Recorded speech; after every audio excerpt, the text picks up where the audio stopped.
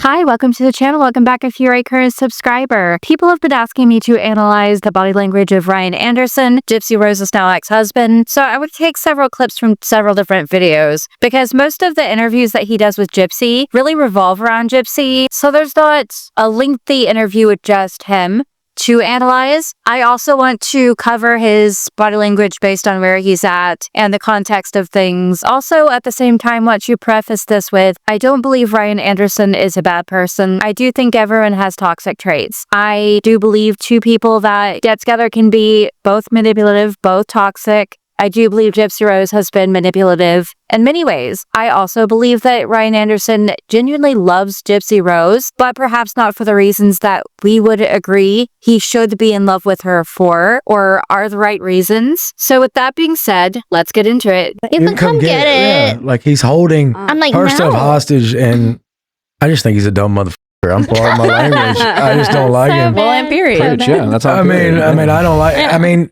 I call him that because how would you leave this wonderful woman? I mean, I'm thankful that he did because I'm with her now, and like, But also him keeping her. You see an eyebrow flash when he says, I'm thankful he did leave. I believe they're talking about Ken Urker in this situation. And again, this points to him truly, genuinely loving Gypsy Rose, loving that she's least in his life. It also, at the same time, can point towards him perhaps feeling this sense of ownership over her. And I found that interesting. But again, this could really just point to the fact that he's happy that she is in his life. He is talking a lot about her in the context of his world. Everything that's related to him also involves and relates to her. So this is something that I saw different than what I saw in interviews with Ken Urker, where it was a lot about him and he didn't seem to fully grasp the concept that they were there for Gypsy Rose and how his relationship with Gypsy Rose was. It seemed to be a lot more about him and he didn't include her as much. So again, these behaviors point towards him genuinely liking that Gypsy Rose is in his life. Her stuff hostage. That's a classic not all ex right. shady move. it's a shady move. You can get new stuff, Gypsy. I am. I mean, I got That's- all we're- this we're- stuff, better stuff. Those hoodies, those shirts, they're replaceable. Yeah, I've already absolutely. got And plenty of stuff. I feel like, if he's sniffing around to try and He does keep glancing around at the host to see how they react, to talk to them directly, to acknowledge them at the same time. And it's difficult to understand because they're all sort of talking over each other in this. But the fact that he brings up, oh, I already bought her a bunch of things, and he's putting her ex-boyfriend on this lower ground, again, can point to he's glad that this man has left Gypsy and Gypsy's now in his life, and he feels like he has the higher ground because of it, and that there's some jealousy, that there's some toxicity, perhaps some hostility towards the ex-boyfriend. And that's interesting to me because why would there be? Why should there be if he believes that Gypsy is fully done with this man? That there's no chance that the two could get together. Why would he be more prone to insulting this ex of Gypsy's? And at the same time, this puts himself on the side of Gypsy. This verbally places himself on the side of Gypsy, where she also thinks or says that she thinks that this is shady behavior, that this is poor behavior. She's also insulting her ex and bringing him up at the same time. And Ryan joining in on that puts himself verbally on the side of Gypsy Rose, which again genuinely points to him caring about and loving her. These are just things I'm observing. I'm a very private person. I'm a teacher, so it's one of those where I didn't want my school involved or any of my kids, but it's been different. I knew who.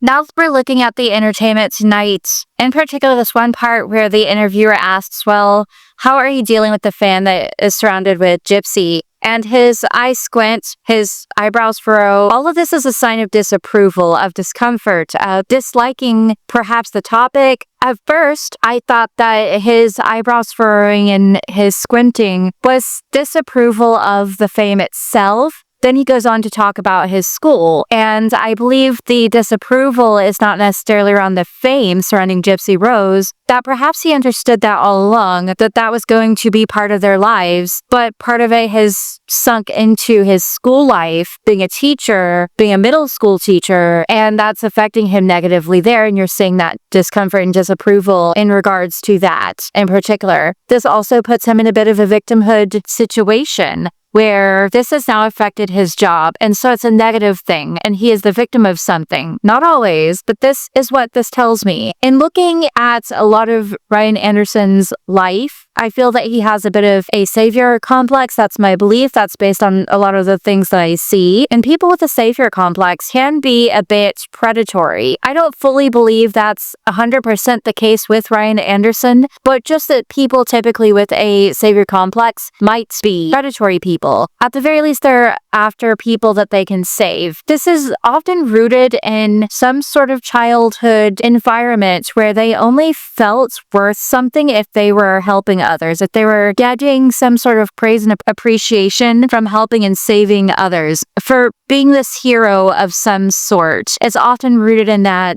But looking at his past, this man has worked at a hospital and now he works as a teacher at a middle school, in particular with special needs children. And then he started writing someone who was in prison who he knew could come off as a bit childish, seems incapable of taking care of herself fully. And he mentions often in interviews that she wanted to be with him because he lived in Louisiana. They wanted to get married because then she could live with him. So he already took in that role of, if she's going to live with me, I'm going to be the provider of where she lives. And that could be controlling and it could be providing. Men who are providers often do so with people they genuinely love, but they also, if they're toxic, might be saviors to control their partner. And I can't say 100% one way or the other that he wanted to provide for Gypsy because he cares about her, or he wanted to provide for Gypsy because he wanted to control Gypsy. Looking at a group of things from his past where he worked at the hospital,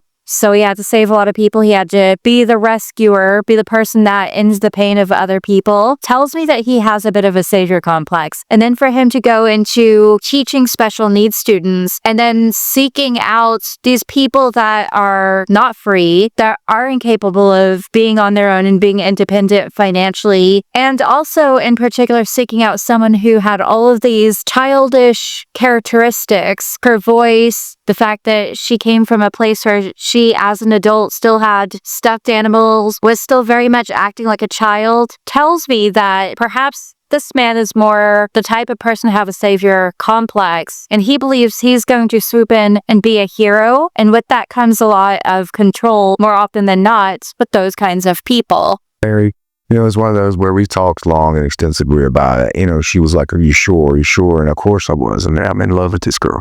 So it was one of those where it was not even, it wasn't even a question. I was like, yeah, I'm going to marry you. I knew I was going to marry you from the first moment I met you and talked to you, maybe. But it's one of those, I fell in love with the moment I heard her voice. What do you say to the haters that he also then says, I fell in love the moment I heard her voice. Again, she often uses that high-pitched childish voice to get what she wants, to manipulate others. The fact that he fell in love with that does point to him wanting a partner that he can control, a partner that's below him in some manner, that is malleable. Interestingly, in some of this, when he's talking about how he loves her, you see a single shoulder shrug. It's real subtle, but that's not symmetrical. It's disingenuous, and it does point to a bit of deception, possibly just based on that one part of this clip. I just want to say, hey, I'm just getting home from work, so Pixie's all excited to see me, going nuts for me. That's my girl. Oh, I just want to say, guys, I'm not getting rid of Pixie. I love this dog too much. And yeah, I'm wearing my glasses. I went to work today. Now we're looking at a TikTok from Ryan Anderson's TikTok profile in particular. I wanted to go over a few of these because I think that we could decipher a lot of Gypsy's and Ryan's relationship and the type of person that Ryan might be based on several of these. And again, in this in particular, he has this dog he refers to as mine. He uses those words often, and that tells me that he feels some sense of ownership over this dog. And the fact that this is captioned keeping Pixie, now that doesn't mean that he's a terrible person, again, because they're pet owners. You own your pets. That is your pet. That's your dog, your fur baby. And it makes a lot of sense to say those sorts of things. Body language wise, he's not as happy in this. Now, this was a video taken after he split from Gypsy Rose after their separation, which is why he's bringing up that he's keeping Pixie, this dog that they both received. In a way, it tells us that he doesn't think highly of Gypsy for having abandoned this puppy and perhaps abandoned him. I feel that that's what he wants to guide us to believe, is that he loves this dog, he's taking care of it, and then when you fill in the blanks, it's not Gypsy, and Gypsy didn't keep this dog. She asked for this dog, and people know this, and so it really makes Gypsy look bad. And that's not something that people who are genuinely in love would do to each other, and further points to perhaps he felt this ownership over his dog, feels ownership over all of these things. The way that he speaks in several of his interviews and several of his videos is my, and takes ownership of all of this stuff. So it gets interesting when there are things that he doesn't take ownership of. He doesn't seem as genuinely happy in this video as he seems in other videos, and it makes sense because there's this separation and that's difficult, but you're not seeing the joy and the glee and the smiles that he had when he was with Gypsy Rose in other interviews about 11 months ago. Hey guys, it's me, Ryan. Just wanted to say a couple things. I'm sitting around watching some NBA basketball. Got my Hakeem Olajuwon jersey on, my old school Rockets jersey. That was my favorite team growing up. Anyway, guys, the support and positivity I get. Ryan Anderson's the type of guy who loves sports. Nothing wrong with that, just he does love sports. And this again could further point to him having a savior complex, interestingly, or it could just be him being a regular guy, because it's actually common for guys, the way that they solve things, to take on problems, and some women as well, to take on problems of other people to avoid dealing with their own. And again, this is a video after this separation, so it would make sense that he leans into sports because those are problems he can solve. While this could also further point to a savior complex where there has to be some solution he's finding for someone else, something he's looking to save. That's not always true. That's not always the case. Because this is actually how a lot of people solve problems, where they'll look for some outside thing to focus on that isn't their own problems because they're not in control of their own problems. However, verbally, he's saying a lot of I's, and he's not as cheerful as he was 11 months ago. There aren't those smiles, his eyebrows furrowed a lot, he seems stressed, and you're seeing a lot of grief muscles. So not the joyful, gleeful Ryan that we saw when he was in interviews holding hands with Gypsy Rose. From my videos is unbelievable. I get a lot of positive, uplifting messages, and I love the hashtag Team Ryan. That's just unbelievable to me. So just want to tell you guys thanks again, but also I've noticed a couple things in my You do see joy there now when he's talking about the attention he gets, which again is interesting, points to a bit of narcissism. Now, I'm not saying he has narcissistic personality disorder.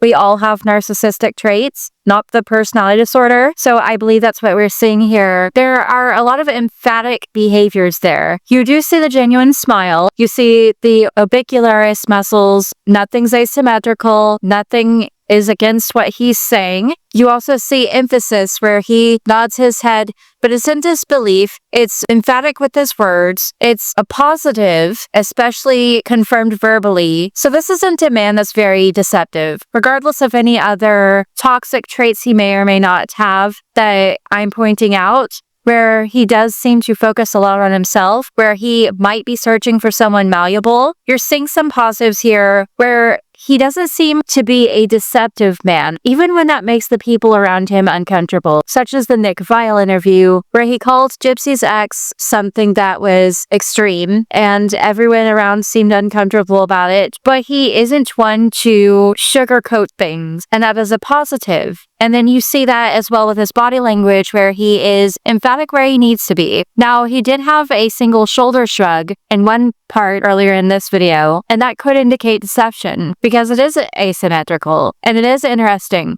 But people do lie sometimes. So with enough videos, with enough time, you're going to see people who might be deceptive here and there, or it might seem they're deceptive here and there. There are also no absolutes. So one single shoulder shrug doesn't tell me that he is definitely being deceptive there. just hanging out on a nice Sunday, getting ready to watch the Saints game. That's why I got my Saints jersey on.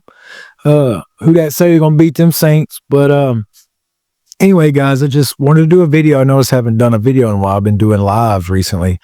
And guys, the feedback that I get from my Again, you see a lot of genuine behavior and a lot of grief. Red creases, his eyebrows are furrowed. He's very focused on what he's saying. And then you see his eyes slide that direction. That's data collecting. He's thinking, what am I going to say? He's using hesitator words. In some instances, in some contexts, that could be an indication of deception, but it is about timing. It is about context. And what we're seeing here is him just trying to figure out what he's going to say next. And that's all that does, is give you time to figure out what you're going to say next. That could be deceptive when you're just trying to naturally tell a story. In an instance like this, where he has just turned off the camera, probably didn't rehearse what he's going to say, because on TikTok, not a lot of people do. He has to data collect, to think, to recall information, all of this. So not an indication of deception, which is a positive. But also, he has this caption, Team Ryan, on a more negative note that points to him wanting people to take sides.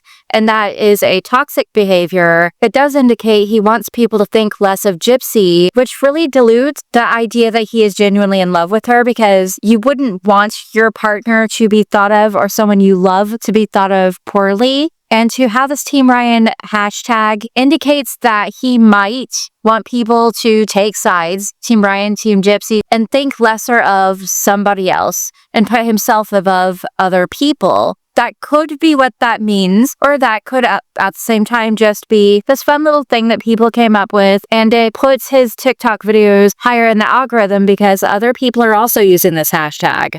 TikTok lives is awesome. Like, I know there's been 3 girls who've made TikTok videos about my lives, and those are so great to me. I love seeing that from people. I love hearing that they laugh at them. I know they're laughing at my mannerisms and things I do, and, you know, I do those stupid polls, but now it's become a thing. It's just what I do. Now you're seeing a little bit of what's called gravity-defying behaviors, especially in the face, where it's almost a smile, but you don't see this muscle under his eyes. It does indicate that there's a little more joy, a little more of an uplifted mood based on what he's telling us, which is there are 3 girls have made videos about his lives, and people are talking about him. He's getting attention. All of this points to him being a potentially toxic person, but not always. It could just be he's having fun with this particular narrative about him, with people talking about him. And that goes against what it seemed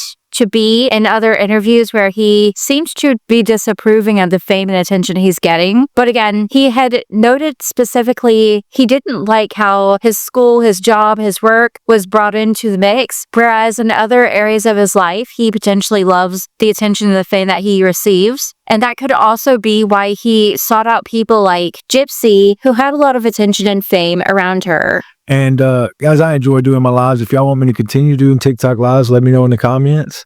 And if you don't want me to do them, keep that to yourself.